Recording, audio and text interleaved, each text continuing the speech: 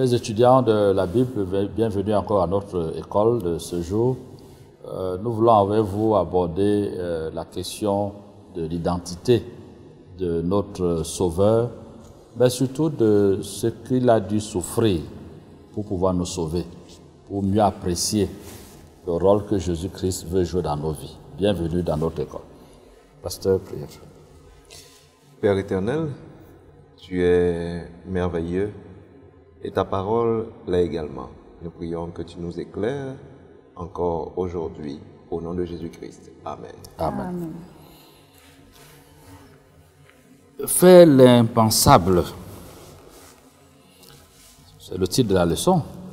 Et le verset à mémoriser, ou le verset de base, il dit: mais il était blessé par nos péchés, brisé par nos iniquités.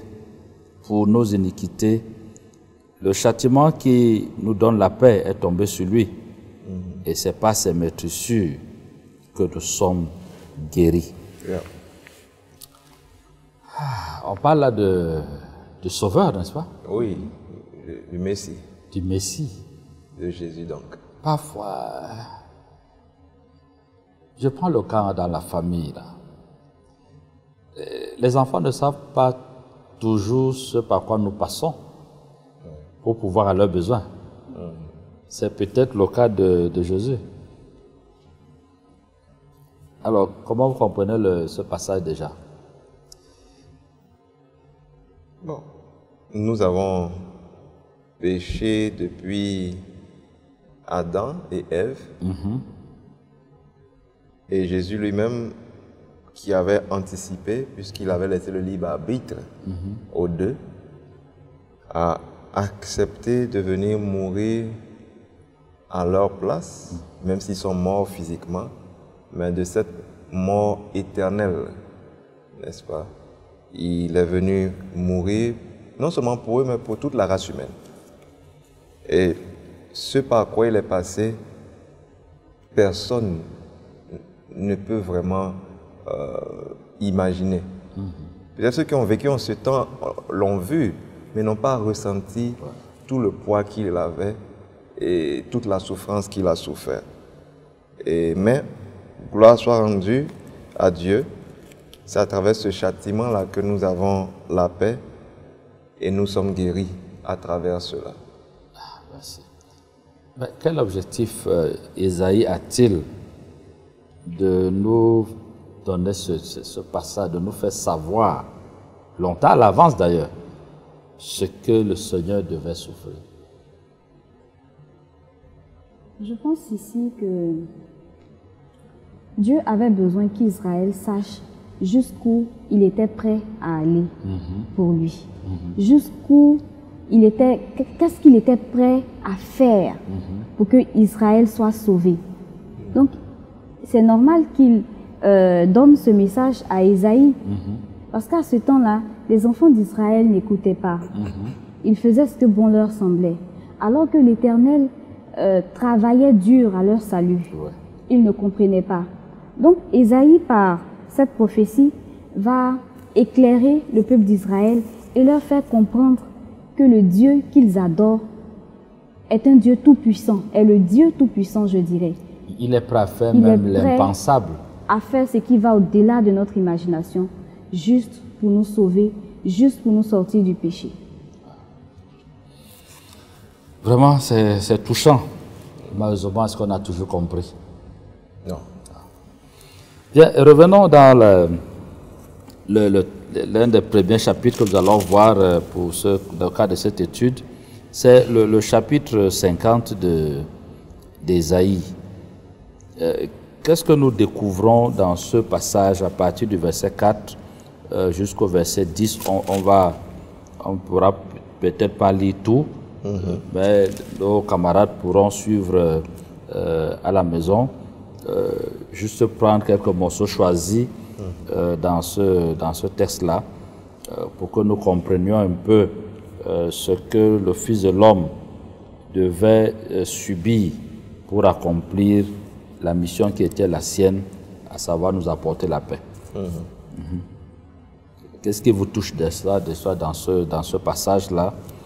Bon, déjà, le verset 4 même dit comment le Seigneur lui a donné la parole pour qu'il sache comment soutenir, n'est-ce pas, ceux qui étaient abattus.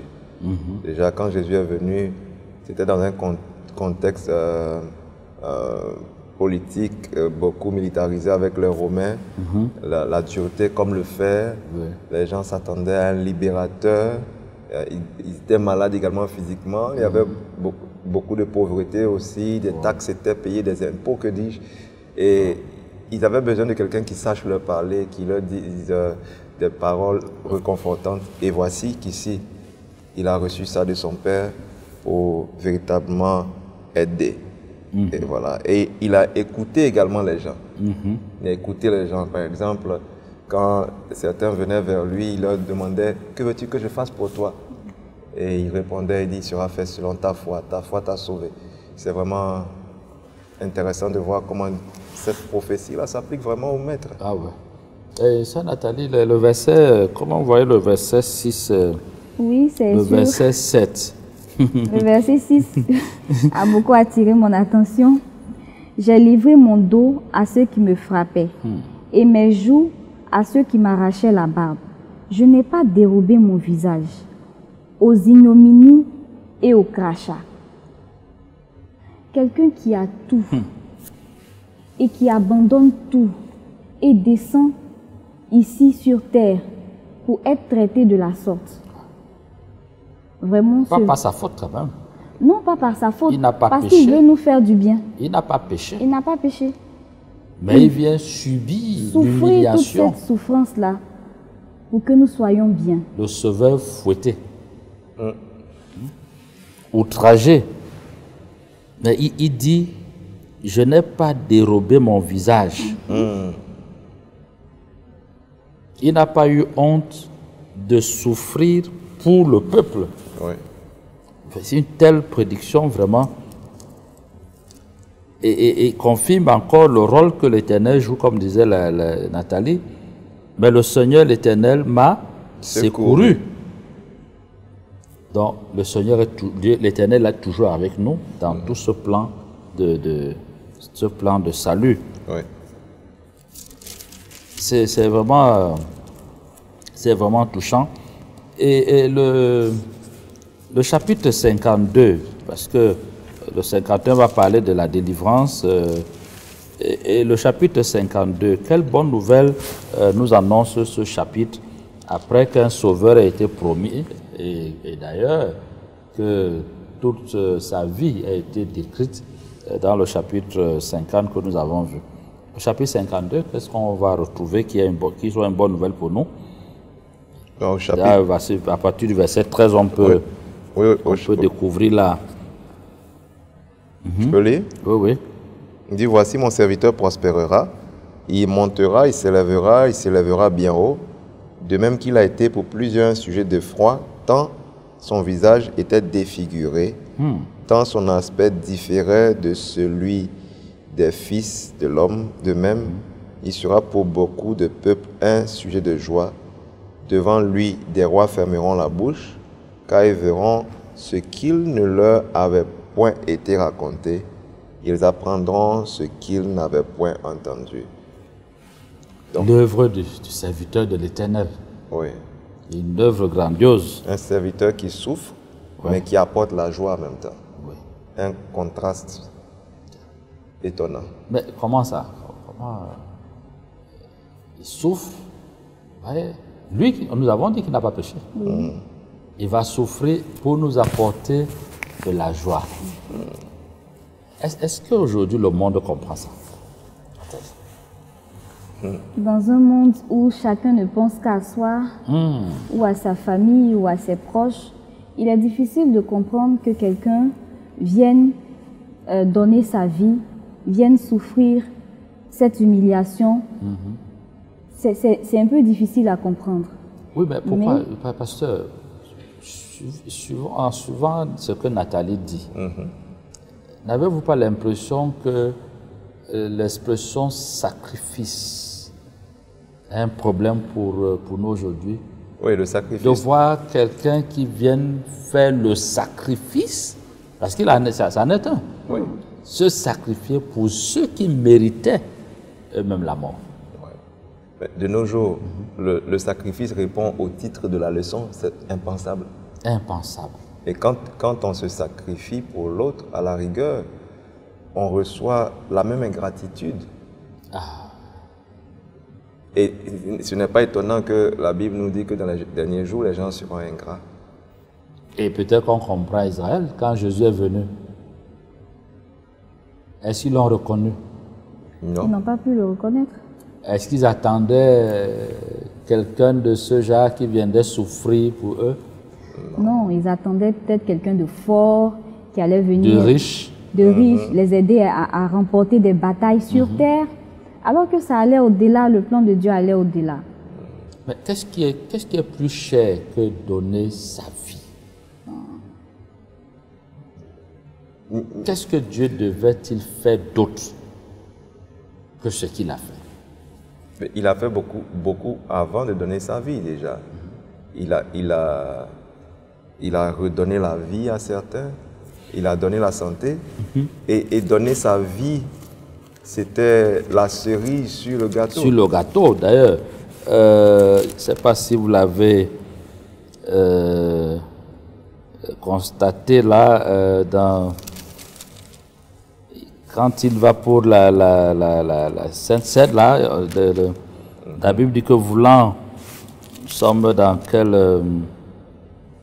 Dans le livre de Jean, c'est ça? Oui, voilà, dans le livre de Jean, voilà, Jean chapitre 13, la parole de Dieu dit, verset 1, avant la fête de Pâques, Jésus, sachant que son heure était venue de passer de ce monde au Père, et ayant aimé les siens qui étaient dans le monde, mit le comble à son amour pour eux.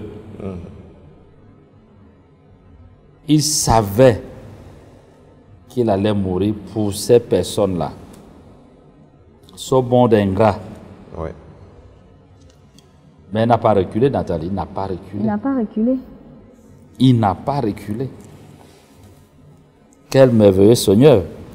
Oui. Quelle devrait être notre attitude? J'ai un souvenir d'enfance très fort. Je ne connaissais pas le Seigneur à l'époque. Et il y avait, je crois, un film là, le jour, c'était quoi? Jésus de Nazareth, quelque chose comme ça. Et un peu comme pour se moquer d'une femme qui était dans la salle de cinéma, mes aînés m'ont dit que quand elle a vu Jésus dans le cinéma, dans le film, crucifié sur la croix, elle a crié, mais ils l'ont tué, ils l'ont tué. Elle s'est mise à pleurer. Et nous, à l'époque, c'était l'objet de... C'était pour rire.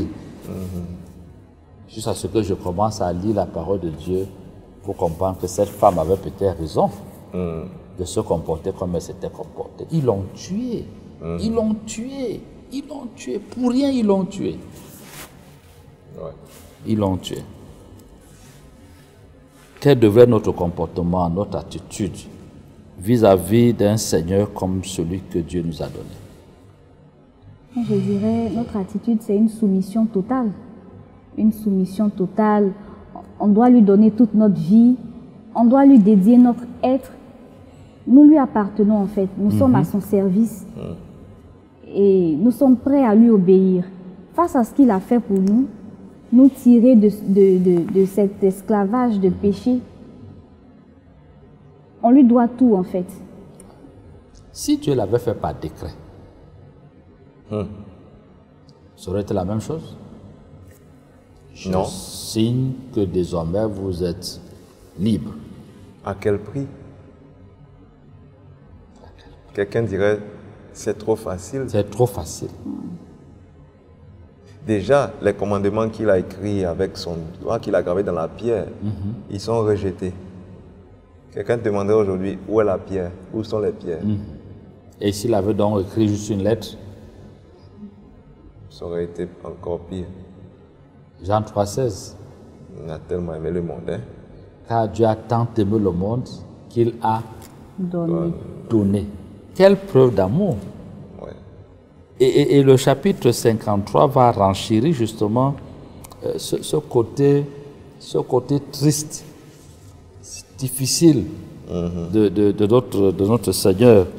On va peut-être prendre quelques morceaux choisis dans ce texte-là.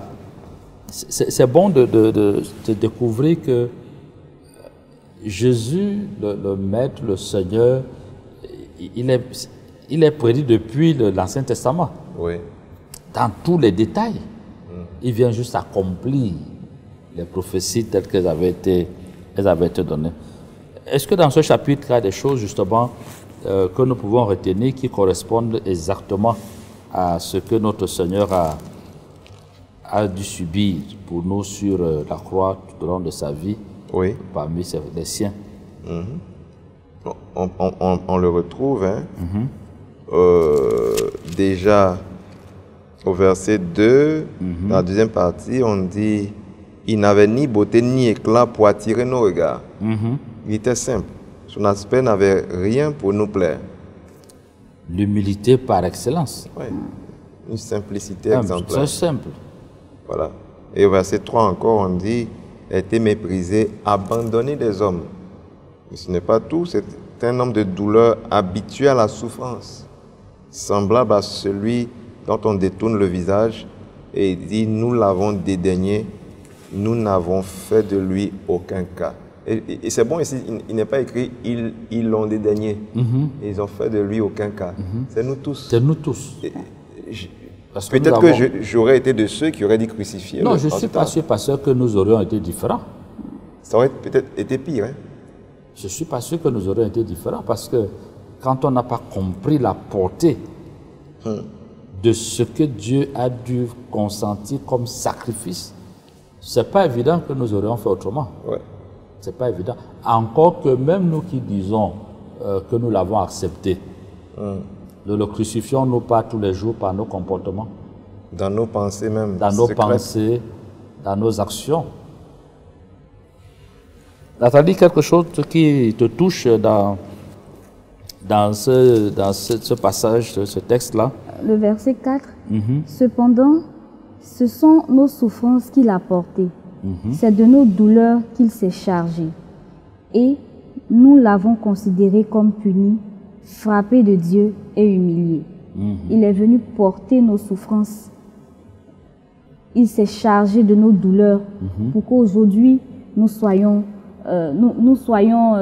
bien.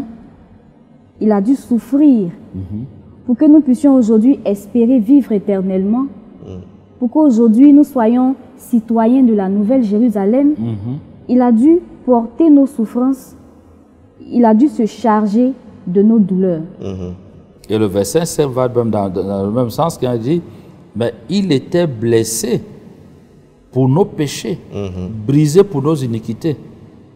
Le châtiment qui nous donne la paix est tombé sur lui. Et c'est par ses meurtrissures que nous sommes guéris. » Un peu comme pour dire, pasteur, nous devons revoir notre comportement quand même vis-à-vis de Jésus. Oui. Un auteur inspiré a dit que chaque jour, on devrait réfléchir sur ce passage d'Ésaïe 53. Ça nous ferait mener une vie différente. Vous savez, ceux qui étudient avec nous peuvent apprécier par l'expérience. Ce n'est pas facile de donner sa vie pour un autre.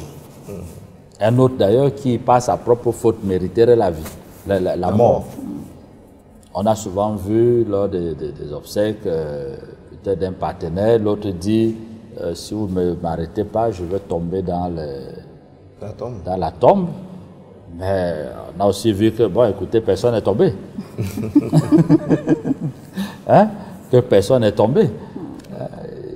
Comme pour rire, là, j'ai cette expérience une fois avec mon épouse. Nous étions à la maison et il y avait des mouvements d'humeur dans la ville. Et tout d'un coup, nous avons entendu un coup de fusil, n'est-ce pas, non loin de notre clôture à la maison.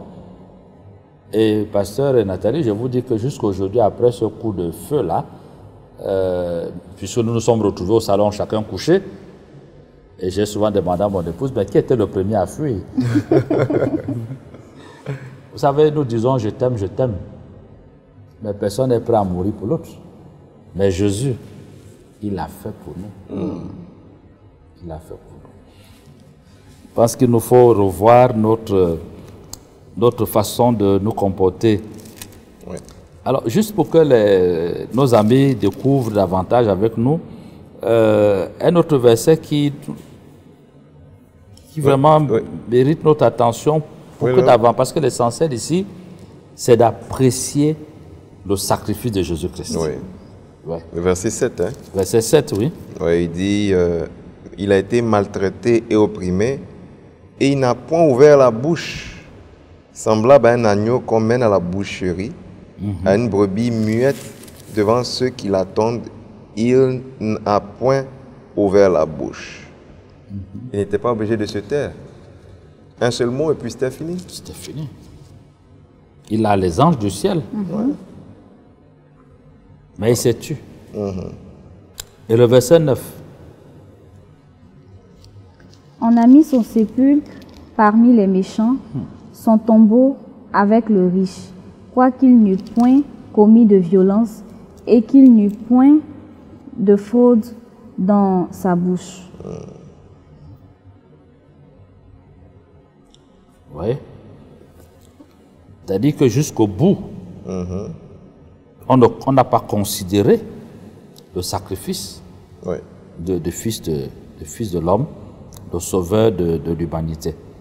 Mais comment est-ce que Dieu, lui, quelle appréciation Dieu a eu de ce sacrifice de son fils?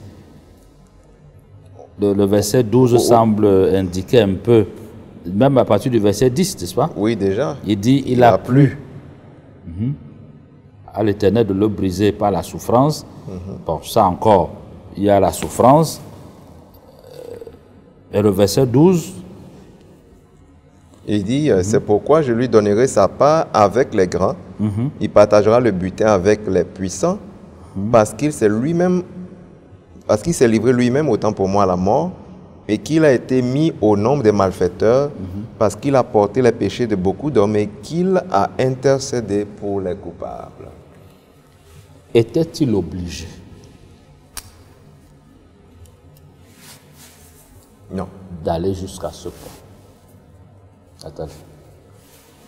Il n'était pas obligé. Il avait le libre arbitre. Il pouvait décider de ne pas le faire. Mais il savait que s'il ne le faisait pas, nous serions tous condamnés. Voilà. Nous n'aurions aucune espérance. Nous serions perdus. Qu'est-ce qu'il a donc poussé à le faire finalement? Il faut que nous le sachions. C'est l'amour qu'il avait pour nous. Hein, pasteur? Qu'il a poussé. Jean 3 s'explique là, n'est-ce pas? Car Dieu a tant aimé, c'est le comble même de l'amour qu'il a donné son Fils unique afin que quiconque croit ne périsse point, mais qu'il ait la vie éternelle. Et Jésus, donc, à travers ce passage, nous voyons, d'ailleurs, il le dit ici, parce qu'il s'est livré lui-même à la mort, volontairement, sans aucune obligation de le faire. Oui. Quel message pour ceux qui n'ont pas encore perçu qu'il n'y a pas meilleur sauveur, meilleur libérateur que notre Seigneur Jésus?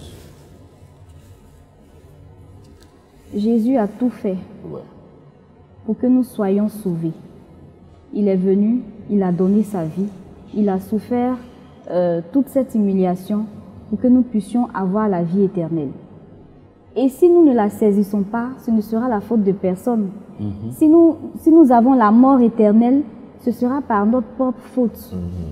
C'est pourquoi, pendant qu'il est encore temps et que nous sommes encore en vie, profitons de cet instant maintenant pour nous attacher à Jésus. Si nous lui avions déjà donné notre vie, c'est le moment de renouveler notre alliance avec lui. Et si nous ne l'avons pas encore fait, revoyons un peu ce qu'il a fait pour nous. Et aussi, tenons compte de ce qui nous attend. Il y a la mort éternelle aussi qui est là. Donc, tenons compte de ça et saisissons l'opportunité que Dieu nous donne pour être sauvés. Et quelle doit être notre attitude vis-à-vis du péché, pasteur? Au regard de ce que nous venons de voir, qui a été vécu par Jésus à cause du péché. Quelle doit être notre attitude vis-à-vis du péché? Nous devons haïr le péché. Parce que la Bible dit clairement, au psaume 32, verset 1, « Heureux celui à qui la transgression est remise, à qui le péché est pardonné. C'est à cette seule condition qu'on peut être heureux. Ouais. Autant haïr le péché. Et le psalmiste dit, « Je tiens ta loi dans mon cœur pour ne pas pécher contre toi. » La parole de Dieu est là pour nous montrer le chemin. Donc nous devons réfléchir. Revenons à la parole de Dieu. Nous devons réfléchir avant de poser des actes. Oui. Parce que le péché, il a coûté la vie au Fils de Dieu. Oui. Nous ne devons pas pécher si librement, comme si de rien n'était. De rien n'était. Vivre la méchanceté comme si de rien n'était, quand même, rappelons-nous qu'à cause de la méchanceté, à cause des haines, à cause de la corruption du monde et tout, le Fils de l'homme de Dieu lui-même s'est donné jusqu'à la mort. Oui. Et nous n'avons pas été sauvés par un décret, c'est par le sang précieux, sacré de Sauveur, le Fils de Dieu. Alors, qu'est-ce que nous pouvons dire à nos amis qui ont étudié avec nous aujourd'hui? Pasteur, peut-être que vous avez un message à leur endroit, les encourager, savoir que Jésus a beaucoup fait, il faut compter sur lui. Peut-être un message de leur... Oui, déjà, à travers le prophète Ésaïe, nous voyons un peu à quel point Jésus a pu aller pour nous démontrer son amour, de sorte à ce qu'on accepte de vivre avec lui quand il reviendra, même si nous sommes morts. Parce qu'il reviendra nous ressusciter. Si nous sommes morts, mais il viendra nous ressusciter parce qu'il nous a déjà sauvés et que nous l'avons aimé pour vivre une vie d'amour. Merci beaucoup, pasteur. Je crois que ce que Jésus attend en retour, c'est tout simplement que nous l'acceptions. Il a tout fait pour nous, il veut nous sauver, il a déjà rempli toutes les conditions. Tout simplement, revenons au Seigneur, aimons le Seigneur, obéissons au Seigneur et s'il vous plaît, ne jouons pas avec le péché. Que Dieu nous aide. Nathalie, pour la prière. Nous te disons merci, Père éternel, pour nous avoir donné ce thème, la mort de Jésus, ses souffrances. Nous avons compris combien tu nous as aimés en donnant ton Fils. Et aujourd'hui, nous sommes devant ta face pour te dire que nous t'appartenons, que nous sommes là pour t'obéir, que nous sommes à toi. Prends-nous par la main et conduis-nous comme tu le veux, pour la gloire de ton nom, au nom de Jésus. Amen. Amen.